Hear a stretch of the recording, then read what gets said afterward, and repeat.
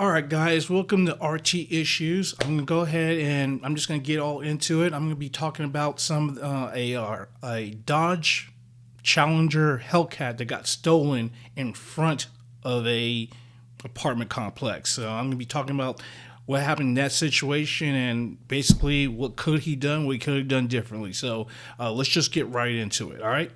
So this story came out just recently. Came out a day ago. So let's go ahead and watch this video real quick about bar in Delaware County. Loud. Blue Dodge Charger Hellcat that happened over the weekend across that car. And investigators say the getaway car used in the crime was another stolen vehicle that belongs to a Bucks County police officer. Action reporter Rebecca Henderson live at the Prospect Park Police Department with the latest on the investigation. Rick, investigators say they have reason to believe these criminals are very organized. They went after these specific high-end cars for a reason, and the victim we spoke with says he has little faith he's going to get his back. No, you're not. Surveillance video shows these suspects take their time scoping out this car before two people get in and drive away. All the while, the 22 Look where he's at. was asleep in his apartment upstairs. I've worked my way from, like a base model all the way up to that one, so it just sucks. It is a 2020 Dodge Charger Woof. Hellcat in frostbite blue. The victim who didn't want to show Everyone likes frostbite blue. I don't really get that color, but street car. A bit of glass, and that's about it. Personal. The mystery to a car extremely loud. We know it from yeah, working here, we know which it is just I'm gonna talk about that too. from the sound. The theft happened early Sunday morning around 2:30 on the 800 block of 12th Avenue in Prospect Park. Look where he's at. Video shows the suspect spent about half an hour in the parking lot with the car before taking it. This car was stolen with no fault of the owner. It was locked, it had a kill switch in it, it had an alarm. They defeated all that. Two suspects drove away in the Dodge. At least one other person followed behind in a black Acura, which investigators learned belonged to a police officer in Bucks County. You can't make this up. Stolen. They're scoping things out.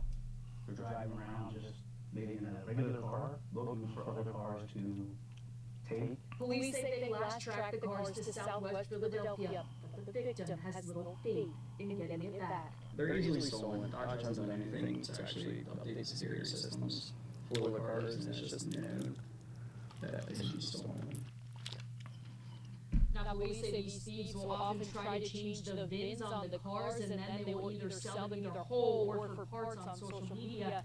All right, so that's basically the story right there. As you can probably see, I'm having a nice little cocktail here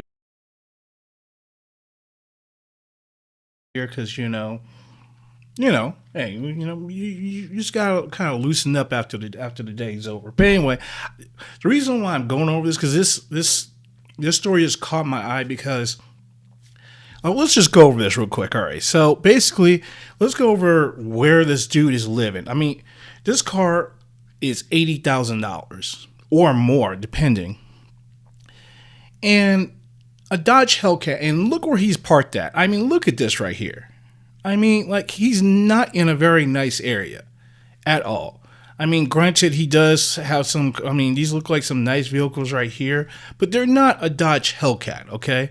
You got some bad apartments here and stuff like that. Is like when you park an $80,000 car in a place like this, you're almost asking for it to be stolen. I hate to say that, no one deserves their stuff to be stolen.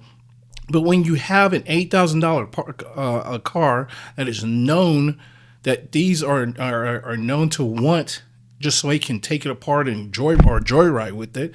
Why are you having your car out there like that? I don't have my car out there, and I just have an RT. But at the same time, not only am I safeguarding, I have mine in the garage, not just because to safeguard against thieves, but the weather. I mean, you have an $8,000 car. I mean, just imagine hail and stuff like that. But look where he's at. I mean, look at you have air units right here. Like, why are you in an apartment? And you have an apartment like this that looks like it's ghetto as hell, looks like a $600 a month apartment, and you have an $80,000 car. So, and let's just go over this a little bit more here. So, and then let's just go over how they stole it. Okay. So, I mean, look at this right here. They're sitting there scoping out your car. They're scoping out this car for 30 minutes. They didn't go for this one, of course, because it's a piece of crap car, and go for that one, or that one. If anything, they could have probably went for that one. That was a Silverado, but a Silverado costs, what's that, 50, 60,000, depending on, any kind of additions or whatever like that. That right there is the gold thing. Is that's going to attract the wrong type of people, which is why they went after that one right here in the front of the door. And the one thing I'm kind of wondering is, where is his apartment at? Because if you're going to park it outside, and that thing is loud, like how come he didn't hear it when it started? I know in my, I know the sound note of my vehicle. So if it was to start inside my garage, I'm like, that's my car. I know the sound of my car. Now, granted, they probably did it at like 2:00 in the morning. He may be a deep sleeper or something like that, but that's a Hellcat. That thing is loud. Your ears should be able to tune to that. So that right there kind of got my brain going there. So, and then the funniest part was the car that came after. One, they were able to, take the vehicle. There was no fear at all because they're in and out. And it had a kill switch. That's the part that really kills me, is that it had a kill switch. Did he have it on? Did he have it off? If he had the kill switch on and they still got through to it, you basically wasted your money on a kill switch, which I'm hearing that they can go ahead and easily, get rid of it. But these criminals have a PhD in stealing cars, which is just crazy to me. Oh, that was a little hard. All right, and it looks like he has a crooked license plate too, by the way. I don't know if they did that or whatever like that, but. And then, of course, he just by his shoes, he's probably, a working guy, probably works in the oil field or something like that.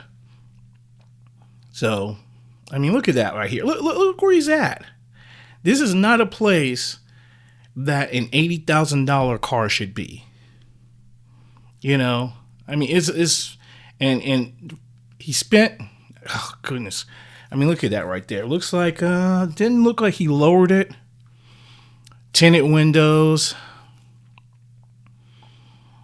I mean, I hope he didn't put any kind of money in it. Brembos. What do you guys think of the color, by the way? I know that's probably the least important thing, but it seems like everyone either has blue or black. And of course, I have a black car, so. And and then the part where, let's say, oh yeah, right here. Look at this right here. Look at that. Look at that. This is not a nice neighborhood at all. I mean, these people right here who actually have the patio, I bet they're like the rich people in the neighborhood. If you have a patio, like, ooh, wow, you got a patio? Everyone else has air conditioning units. If you have an air conditioning unit in your apartment, you're not paying a lot of money.